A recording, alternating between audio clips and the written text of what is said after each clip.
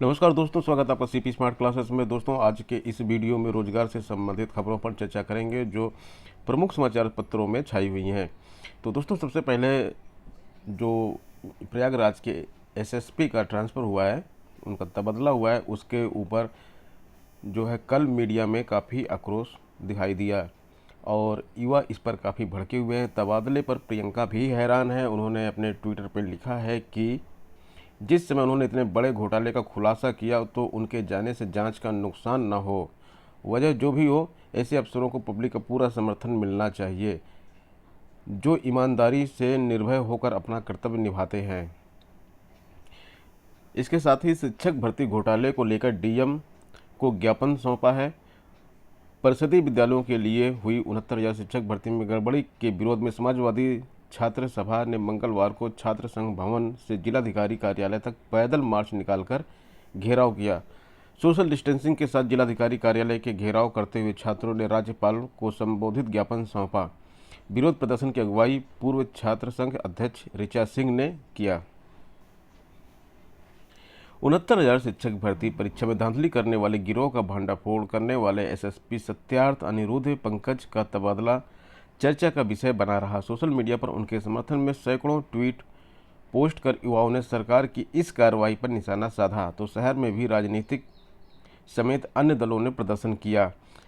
आरोप लगाया कि एसएसपी को ईमानदारी की सज़ा मिली है और काफ़ी न्यूज़ चैनल पर भी एक खबर प्रसारित की गई। मैंने कल भी आपको वीडियो में दिखाया था। उसके साथ साथ एक न्यूज़ चैनल में यह भी खबर प्रसारित की गई थी कि एसएसपी कोरोना पॉजिटिव पाए गए हैं। तो उससे संबंधित ये खबर भी आप देख सकते हैं कि निवर्तमान एसएसपी सत्यार्थ निरुद्ध भी चपेट में हैं, कोरोना के चपेट में है और अस्पताल में भर्ती किए गए हैं और यहाँ पर दूसरे एसएसपी की पोस्टिंग कर दी गई है। यहाँ पे लिखा हुआ है कि स्वास्थ्य विभाग के अनुसार अशोक नगर का एक व्यक्ति निवर्तमान एसएसपी से मिलने के लिए उनके कार्यालय गया था जो कि पॉजिटिव था। उसके संपर्क में आने से ही वह भी संक्रमित हो गए। CMO major doctor GS Vajpayee ने बताया कि वर्तमान एसएसपी के संपर्क में आने वाले कुछ लोगों को चिन्हित किया गया है। परिवार और उनके ऑफिस के कुछ लोगों की जांच कराई जा रही है। इधर जो घोटाला हुआ था उसके खिलाफ एक्शन लिया जा रहा है। चंद्रमा के खिलाफ जारी होगा गैर जमानती वारंट। यहाँ पे लिखा हुआ है, देखिए, शिक्षक भर्ती धांधली के आरोपियों पर शिकंजा कसा गया है। विवेचना कर रही एसटीएफ तैयारी में जुटी है। कोर्ट में जल्द देगी अर्जी। 3 अन्य पर भी होगी कार्रवाई। तो इसमें बताया गया है कि एसटीएफ ने सरगना व अन्य आरोपियों को कस्टडी रिमांड पर लेने की भी तैयारी शुरू कर दी है।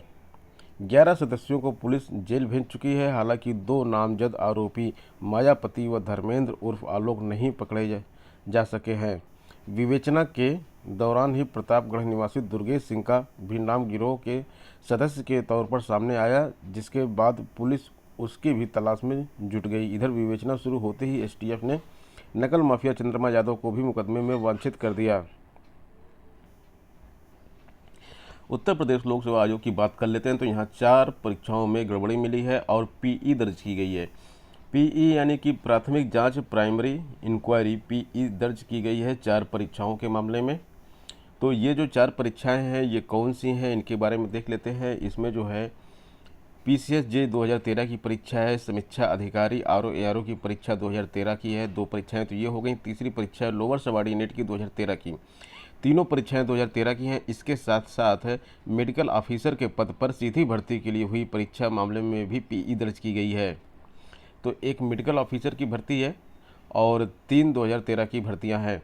सूत्रों का कहना है कि लोअर सबॉर्डिनेट 2013 सीबीआई को गड़बड़ी के संबंधित सबूत मिले हैं। वहीं मेडिकल अफसरों की भर्ती के मामले में सीबीआई को शिकायत मिली है कि अपने चहेतों की भर्ती के लिए आयोग के तत्कालीन अफसरों ने मनमाने तरीके से मेरिट गिरा दी और कुछ ऐसे अभ्यर्थियों का भी चयन कर लिया गया था जिनके पास गैर मान्यता प्राप्त मेडिकल कॉलेजों को सर्टिफिकेट था। वहीं पीसीएसजे 2013 में रिजल्ट संशोधित किए जाने के मामले में सीबीआई के समक्ष साक्ष्यों सहित धांधली की शिकायत दर्ज कराई गई है। इसके पहले 2 और परीक्षाओं में गड़बड़ी के सबूत मिल चुके थे। पीसीएस 2015 और एपीएस 2010 की परीक्षा, इस मामले में सीबीआई पहले ही पीई दर्ज कर चुकी है और पीछे 2015 के मामले में तो सीबीआई आयोग के अज्ञात अफसरों और बाहरी अज्ञात लोगों के खिलाफ मुकदमा भी दर्ज कर चुकी है, लेकिन इनमें से किसी के खिलाफ अभी किसी भी प्रकार का कोई एक्शन नहीं लिया गया है। तो ये जो 4 परीक्षाओं के लिए पीई दर्ज कराई गई है, उसमें हर एक परीक्षा के लिए एक अधिकारी की नियुक्ति की जाएगी जांच के लिए, जिससे जांच में तेजी आएगी। एनडीए की परीक्षा लोक सेवा आयोग 2 बार करवाता है। तो संघ लोक सेवा आयोग ने एनडीए 2 की परीक्षा के लिए आवेदन शुरू कर दिया है और इसके नोटिफिकेशन में पूरी की पूरी जानकारी दी गई है। इस परीक्षा में सैकड़ों अभ्यर्थी शामिल होते हैं। 413 पदों के लिए इस बार एनडीए 2 परीक्षा करवाई जा रही है। पॉलिटेक्निक प्रवेश परीक्षा की डेट 17 जून से बढ़ाकर 21 जून कर दी गई है। तो जो छात्र अभी तक आवेदन नहीं किए हैं, आयोग ये जो वेबसाइट यहाँ पे दी गई है, इस पे जाकर आवेदन कर सकते हैं। अगर आप एससी एसटी कैंडिडेट हैं और सिविल सर्विसेज की निःशुल्क कोचिंग करना चाहते हैं तो इसके लिए आवेदन मांगे गए हैं। और इसमें देखिए लिखा हुआ है कि all India services pre examination training centre, university of Allahabad, पंथ हॉस्टल की ओर से निःशुल्क कोचिंग के लिए एससी एसटी एवं ओबीसी वर्ग के छात्रों से आवेदन मांगे गए हैं। फॉर्म 10 जून को इलाहाबाद विश्वविद्यालय की वेबसाइट पर अपलोड किए जा चुके हैं। वेबसाइट से फॉर्म को डाउनलोड करके उसे पूर्ण रूप से भरकर 25 जून तक चौथम लाइन स्थित कार्यालय में जमा करना है। तो अगर आप प्रयागराज में रहते हैं और ये कोचिंग करना चाहते हैं तो ये फॉर्म डाउनलोड करके आप जमा करा दीजिए और आपका सिलेक्शन होने पर आपको फ्री कोचिंग दी जाएगी। एसएससी की सीपीयू की परीक्षा 2 साल से भी पूरी नहीं हो पाई है। 3 मार्च 2018 को विज्ञापन जारी किया गया था और इसमें एसआई के 1578 पद थे, लेकिन इसकी भर्ती अभी भी तक पूरी नहीं हुई है। परीक्षार्थियों ने मेडिकल परीक्षा की जल्द तिथि घोषित करने के लिए ट्विटर सहित दूसरी सोशल मीडिया पर अभियान चला दिया है। एसएससी की ओर से टीयर 1 परीक्षा 12 मार्च 2019 को हुई थी। इस परीक्षा में पूरे देश में 2,32,000 से अधिक अभ्यर्थियों ने भाग लिया था। परीक्षा के बाद टीयर 1 के कुल 4,591 अभ्यर्थी टीयर 2 के लिए सफल हुए थे। टीयर 2 परीक्षा 27 सितंबर 2019 को हुई थी। इसका रिजल्ट 3 फरवरी 2020 को घोषित किया गया। आयोग की ओर से टीयर 2 में पास 3,784 अभ्यर्थियों का मेडिकल टेस्ट 16 मार्च से होना शुरू हुआ। कोरोना संक्रमण उसके बाद आ गया, फिर 23 मार्च 2020 को मेडिकल परीक्षा स्थगित कर दी। अब छात्र चाहते हैं कि जल्द से जल्द इसकी मेडिकल परीक्षा कराई जाए। एसएससी ने परीक्षा परिणाम घोषित कर दिया है। तो लॉकडाउन के बाद ये पहला परिणाम जारी किया गया। जैसा पहले से उम्मीद थी वही परिणाम जारी किया गया है।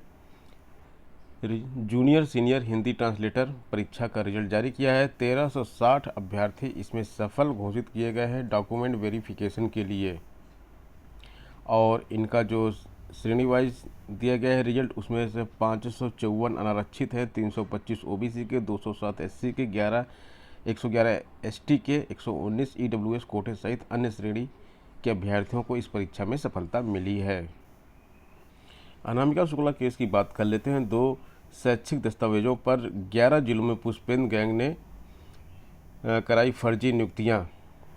तो 11 जिलों में नियुक्ति करवाई गई थी और जो डॉक्यूमेंट था वो अनामिका शुक्ला का डॉक्यूमेंट था, जो कि खुद कहीं नौकरी नहीं कर रही थी। उन्होंने काउंसलिंग भी नहीं कराया था। तो यहाँ पे देख लीजिए कई लोग गिरफ्तार किए गए हैं। कासगंज में अनामिका के बाद अब प्रीति की तलाश है। शिक्षिका और अनुदेशक बनी दीप्ति की संविदा समाप्त कर दी गई है और मास्टरमाइंड ने पल्ला झाड़ा, सहम रहे बेसिक शिक्षा कर्मी। और जांच प्रक्रिया में काफ़ी इसमें तेज़ी आ रही है। डेली इसके बारे में कुछ न कुछ न्यूज़ समाचार पत्रों में आ रही है। 69,000 शिक्षक भर्ती में एक और मामला कोर्ट पहुंच गया और ये मामला है महिला आरक्षण का मामला। 1999, 2003, 2007 व अगस्त 2015 को हो चुका है शासनादेश इसके लिए। और 72,825 प्रशिक्षु शिक्षक भर्ती में मिला था 50% पद। पीसीएस खंड शिक्षा अधिकारी लेखपाल भर्ती में मिला था लाभ, लेकिन 69,000 शिक्षक भर्ती में इस तरह के लाभ देने की कोई बात नहीं है। तो इसमें जो है छात्र चाहते हैं कि जब इन सभी परीक्षाओं में 20% क्षैतिज आरक्षण देने का प्रावधान किया गया है तो 69,000 शिक्षक भर्ती में इस तरह का प्रावधान क्यों नहीं है। अब प्रदेश सरकार की ओर से जारी शासनादेशों के अनुरूप 69,000 शिक्षक भर्ती में भी 20% पदों पर शैक्षिक आरक्षण लागू कराने के लिए लखनऊ की मीना कुशवाहा व अन्य ने हाई कोर्ट की लखनऊ बेंच में याचिका दाखिल की है, जिस पर सुनवाई करते हुए जस्टिस मनीष कुमार ने सोमवार को बेसिक शिक्षा विभाग से जवाब तलब किया है। मीना कुशवाहा का कहना है कि महिलाओं को आरक्षण देने संबंधी शासनादेश होने के बावजूद 69,000 शिक्षक भर्ती में उसका अनुपालन नहीं किया गया। शिक्षा मित्र एक बार फिर सुप्रीम कोर्ट पहुंचे हैं। इस बार जो है उन्होंने सिंगल बेंच में गलत प्रश्नों पर मिली जीत के बाद डबल बेंच में उनको जो सरकार के सामने उनकी हार हुई है उसको लेकर वो सुप्रीम कोर्ट पहुंच गए हैं और इसके लिए उन्होंने सुप्रीम कोर्ट में इस डबल बेंच के फैसले को चुनौती दी है। रेलवे में तैयारी पूरी हो चुकी है और अब परीक्षा की तैयारी शुरू की जा रही है। सारी तैयारियां कर ली गई हैं और इसमें जो एनटीपीसी के पद थे, नॉन पॉपुलर कैटेगरी के जो पद थे, नॉन टेक्निकल पॉपुलर कैटेगरी के पद थे, तो 35,200 पद थे। 1.60 करोड़ छात्रों ने इसमें आवेदन किया है। ये सबसे बड़ी परीक्षा होने जा रही है। 1,60,00,000 छात्र इसमें आवेदन कर रहे हैं और इतने ज़्यादा आवेदन को मैनेज करना ही अपने आप में बहुत मुश्किल काम था, जो कि अब कर लिया गया है। सॉफ्टवेयर के माध्यम से स्क्रूटनी कर ली गई है। परीक्षा केंद्रों की तलाश की जा रही है, उसके बाद ये परीक्षा करवाई जाएगी। सीबीएसई 10वीं 12वीं की परीक्षाएं स्थगित हो सकती हैं। रमेश पोखरियाल ने ऐसा बोला है कि हो सकता है कि इनको औसत अंक प्रदान कर प्रमोट कर दिया जाए या फिर इनको प्री बोर्ड व आंतरिक मूल्यांकन जो किया गया है उसके नंबर के हिसाब से ही इनको मूल्यांकन किया जाए। तो इस तरह से, क्योंकि जो परीक्षाएं इनकी होनी है उनके लिए कोविड-19 की महामारी के चक्कर में परीक्षाएं हो नहीं पा रही हैं, उनको कोई स्लॉट इस तरह का नहीं मिल पा रहा और अभी सोशल डिस्टेंसिंग भी फॉलो करना है। तो इनको एवरेज मार्किंग करके जिस कॉलेज में प्री बोर्ड में जो बच्चे नंबर पाए हैं उसी के बेस पे नंबर देकर इन परीक्षाओं को स्थगित करके रिजल्ट जारी किया जा सकता है। 68,500 भर्ती में 2 अलग से रिजल्ट आ चुके हैं। पहला रिजल्ट 59 अभ्यर्थियों का आया था, दूसरा रिजल्ट 32 अभ्यर्थियों का आया था। अब 495 याचियों ने फिर से मूल्यांकन करा के रिजल्ट घोषित करने के लिए हलफनामा पीएनपी ने दिया है। तो एक तीसरे रिजल्ट की तैयारी की जा रही है 68,500 की भर्ती में। एलटी ग्रेड की बात कर लेते हैं। जीआईसी में टीचरों की जहां एक तरफ एलटी ग्रेड के अभ्यर्थी जूझ रहे हैं और आज फिर वो जाएंगे अध्यक्ष जी से मिलने रिजल्ट को लेकर। तो अंबेडकर नगर जिले में देखिए 234 पदों पर रिटायर्ड शिक्षकों की भर्ती की जा रही है और जो पद खाली पड़े हैं उसके लिए चयनित जो हैं वो सड़कों पर आंदोलन कर रहे हैं, धरना प्रदर्शन कर रहे हैं और ज्ञापन सौंप रहे हैं एमएलसी को, एमएलए को। और जो मैनेजमेंट है, गवर्नमेंट है, वो लोग जो है यहाँ पे रिटायर्ड शिक्षकों को भर्ती कर रहे हैं। तो 234 रिटायर्ड शिक्षक अंबेडकर नगर में भर्ती किए जा रहे हैं।